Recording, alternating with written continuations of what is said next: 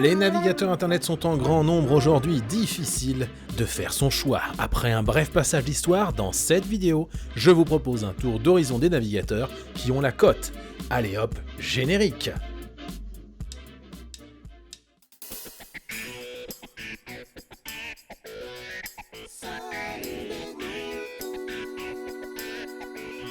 Hey, salut noob et bienvenue dans cette toute nouvelle vidéo. Ça me fait très plaisir de vous recevoir aujourd'hui dans mon studio pour vous parler de navigateurs internet. Bien sûr, on évoquera les navigateurs internet pour ordinateur, mais aussi pour smartphone. Mais tout d'abord, un petit peu d'histoire. Si on revient au début de l'Internet grand public, Netscape Navigator dominait la planète web. On est aux alentours des années 1996. 90% des sites internet consultés dans le monde le sont avec Netscape. Le navigateur Opera, par exemple, existe bien déjà, mais c'est Internet Explorer, directement intégré à Windows 95, qui va petit à petit grappiller des parts de marché avant de devenir la référence jusqu'en 2004, où Internet Explorer atteint même 95,5% des sites internet consultés. C'est à ce moment qu'un petit nouveau fait son apparition, Firefox, le fils spirituel de Mozilla qui était à la base de Netscape. J'ai rien compris.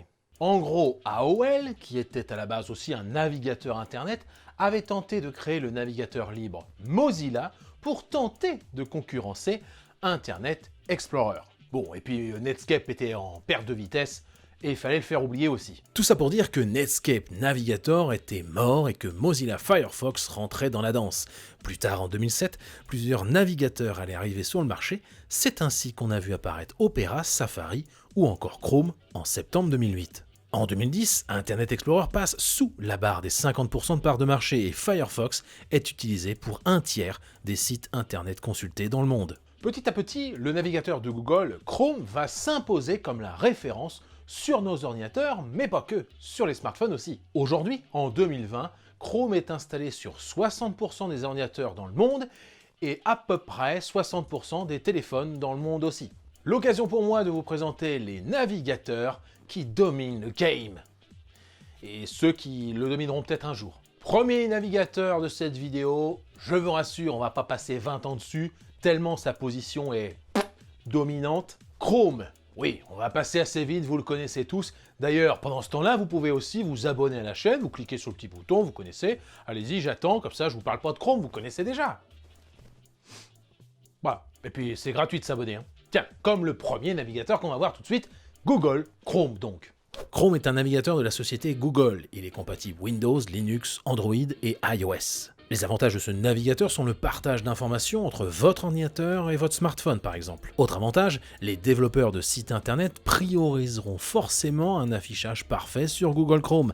Bah oui, c'est 60% des affichages, ça a intérêt à marcher bien. Au niveau des inconvénients, il n'est pas open source, ça c'est pour la version Chromium. Autre désavantage, il a du mal à gérer un grand nombre d'onglets ouverts et va souvent sucer votre mémoire vive, votre PC pourrait ramer. Enfin, les données personnelles sont gérées par Google. Et j'ai vraiment besoin de vous faire un dessin. Deuxième navigateur de cette liste, Mozilla Firefox. C'est mon navigateur depuis très longtemps, je l'adore, même si des fois j'avoue qu'il rame un petit peu, et ça m'énerve. Il est compatible avec l'ensemble des systèmes d'exploitation Windows, Macintosh, Linux, et vous pouvez même l'installer aussi sur votre smartphone, sur votre tablette, sur iOS ou sur Android. Le gros avantage de Firefox est le côté open source. Les extensions sont nombreuses, autant voire plus que sur Chrome. Comme Chrome, on peut partager ces informations d'historique ou de mots de passe entre ces différents périphériques, ordinateurs ou smartphones. Enfin, depuis la version 57, les développeurs nous ont promis une meilleure gestion des processeurs multicore Intel ou AMD. Bon, je pense qu'ils peuvent encore un peu mieux faire. Le gros désavantage de Firefox, c'est à la rigueur la rapidité à l'allumage, et lorsque beaucoup d'onglets sont ouverts, c'est vrai que ça peut ramer. En termes de rapidité, c'est vrai que j'ai été assez bluffé par le petit nouveau qui vient de sortir, Microsoft Edge Chromium. J'avais déjà fait une vidéo que je vous mets là, sur Microsoft Edge Chromium, mais j'ai trouvé que c'était plutôt bien foutu. Edge Chromium, c'est donc le dernier né des navigateurs de Microsoft. Il a remplacé Microsoft Edge tout court pour faire Microsoft Edge Chromium. L'avantage de Microsoft Edge Chromium est donc la rapidité. Les inconvénients, à l'inverse donc, sont le faible nombre d'extensions, la faible portabilité du navigateur sur des systèmes d'exploitation différents. Ainsi, il n'y a pas, au moment où je fais cette vidéo, de Edge Chromium sur Linux par exemple. Edge Chromium est donc une alternative sérieuse pour Windows 10. Franchement, ça suffit, on peut faire plein de choses avec. Mais il est encore jeune. Il est encore trop jeune pour avoir beaucoup d'extensions ou beaucoup de choses permises dans ce navigateur. Peut-être que dans quelques années, Edge Chromium prendra petit à petit la place qu'il mérite. Après le petit jeune Edge Chromium, eh bien on va voir un petit vieux qui est Opera. Lui aussi basé sur Chromium d'ailleurs. Rappelez-vous, je l'ai dit tout à l'heure, depuis 1995, le navigateur Opera existe. Et oui, et aujourd'hui, il est toujours d'actualité. Il n'est pas très utilisé et c'est bien dommage, car il regorge de possibilités.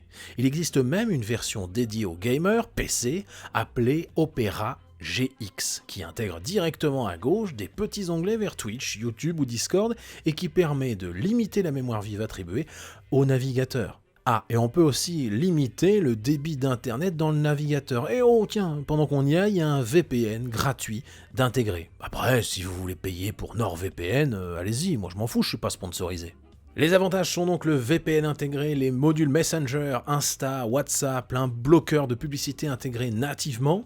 Le gros inconvénient d'Opera, c'est bien sûr la gestion de la mémoire vive. Alors certes, on peut la diminuer volontairement, on peut baisser la jauge de mémoire vive, mais il est très gourmand. Je trouve qu'il prend une ressource assez importante sur mon PC, et même si je baisse la mémoire vive, bah du coup je vais ramer sur internet, donc c'est pas le but. Alors qu'en est-il du navigateur intégré à iOS, aux iPhones ou sur Macintosh, Safari? Eh bien écoutez, vu que Safari n'est intégré que sur Macintosh et qu'il n'est plus disponible, plus mis à jour sur PC Windows 10 ou sur Android même, bah j'ai pas envie tellement d'en parler. Si vous avez un Macintosh, vous pouvez avoir Safari. Si vous avez un PC Windows ou Linux, bon bah c'est pas la peine d'en parler. J'ai quand même envie de vous parler d'un autre navigateur, Brave. Bah oui, parce que bon, Safari, on a compris, c'est que sur Mac. Brave, c'est sur toutes les plateformes, c'est sur Android, c'est sur iOS, sur les smartphones. On est vraiment sur un truc qui sort de l'ordinaire. Le navigateur Brave a été créé par Brendan Eich. Mais oui, c'est lui qui a créé le JavaScript et qui est cofondateur de Firefox. Du côté de Brave, on est respectueux de la vie privée. Le navigateur, aussi basé sur Chromium, vous empêche nativement d'envoyer tout un tas d'informations sur les sites que vous consultez. De plus, option très sympa, Brave propose aussi de gagner des jetons appelés Brave Rewards que vous pouvez refiler à des sites internet que vous affectionnez. Vous pouvez même, selon eux, empocher jusqu'à 5 $ par mois pour regarder des publicités non personnalisées et non intrusives. Oui, on peut gagner de l'argent avec Brave. En termes de rapidité, vu qu'ils bloquent tout un tas de publicités nativement, ils arrivent à être 2 à 8 fois plus rapides que Google Chrome ou Mozilla Firefox. Les avantages sont donc la rapidité, vous l'aurez compris, le respect de la vie privée et la possibilité de gagner quelques euros par mois. L'inconvénient de Brave, c'est le nombre d'add-ons qui n'est pas forcément monstrueux. Mais si vous deviez tester un navigateur, je vous conseillerais quand même Brave. Ça mérite le détour. Ça vaut le détour. Ça mérite qu'on y attache de l'importance. Ah, et puis si Brave ne vous intéresse pas, sachez qu'il y a encore un autre navigateur que j'aurais pu évoquer, qui s'appelle Vivaldi. Vivaldi, c'est un navigateur qui est assez jeune aussi, mais qui pourrait éventuellement en intéresser certains. Je n'ai pas souhaité en parler plus dans la vidéo parce qu'il ne m'a pas vraiment intéressé particulièrement, pour être très honnête. Et vous, quel navigateur utilisez-vous? Marquez-moi tout ça en commentaire. Quel navigateur vous ai-je donné envie de tester? Marquez aussi ça en commentaire. Ah oui, les commentaires, c'est juste pour aider à faire monter la vidéo. Si vous voulez marquer ce que vous avez mangé à midi, bah faites-le, ça montera aussi la vidéo. Pour moi, c'était poulet basquez. Voilà, on est d'accord? Ok. En tout cas, moi, je vous remercie d'avoir suivi cette vidéo. La semaine prochaine, on va faire un truc... Ouh! La semaine prochaine, la vidéo qui va sortir va être à propos de... Ah, je vous en dis pas plus. Là, je vous en dis pas plus, je vous montre une image. Voilà, c'est bon, je vous ai teasé ou pas? D'ici là, surfez bien sur l'internet, les internets, sur internet, faites ce que vous voulez. Et moi, je vous dis, comme à chaque fin de vidéo depuis maintenant 2 ans et demi, salut! Bande de noobs.